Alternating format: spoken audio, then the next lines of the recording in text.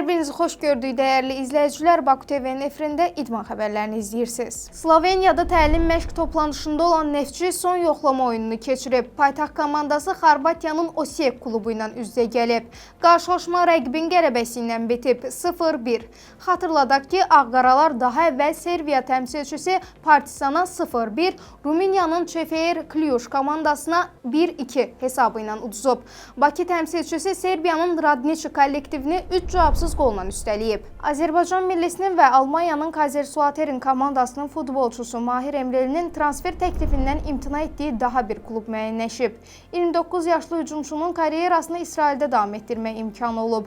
Maccabi klubu Azərbaycanlı forvardı heyətinə qatmaq istəyib, lakin oyunçu təklifdən imtina edib. Ötən mövsüm 2-ci Bundesliga təmsilçisində az forma şansı əldə edən Emreli digər təklifləri dəyərləndirir. Daha əvvəl Kiprin Apoel klubunda da təklifdən imtina edən futbolçu iddialı və Avrokuboklarda çıxış edən klubla anlaşmaq niyyətindədir.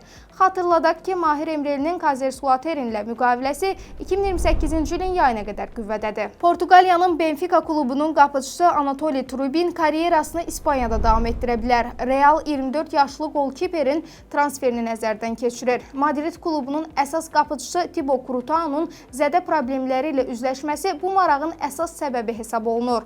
Trubinin baş məşqçi Jose Mourinho ilə münasibətlərinin yaxşı olduğu bildirilir. Portuqaliyalı mütəxəssis Ukraynalı golkiperin komandaya cəlb olunmasına müsbət yanaşır. Xatırladaq ki, Anatoli Trubin 2023-cü ildən Benfica'da çıxış edir. Kolumbiya millisinin yarım müdafiəçisi Hamilton Campas dünya çempionatı 2026-dan sonra aldığı ölüm təhdidləri səbəbindən vətəninə qayıtmayıb. Bildirilib ki, Kolumbiya yığmasının dünya çempionatının 8-də 1 finalında İsveçrəyə penaltilər seriyasında uduzduğu maçdan sonra futbolçu və ailəsi çoxsaylı təhdidlər alıb. Qeyd olunur ki, Campas görüşün 115-ci dəqiqəsində əlverişli vəziyyətdən yararlana bilməyərək topu qapının üstündən vurub.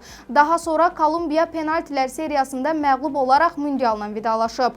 Futbolçu ona və ailəsinə yönələn ölüm təhdidlərini ciddi qəbul edib və bu səbəbdən ölkəsinə qayıtmamaq qərarına gəlib. Belə idman xəbərlərini izlədiniz. Sağ olun, salamat qalın.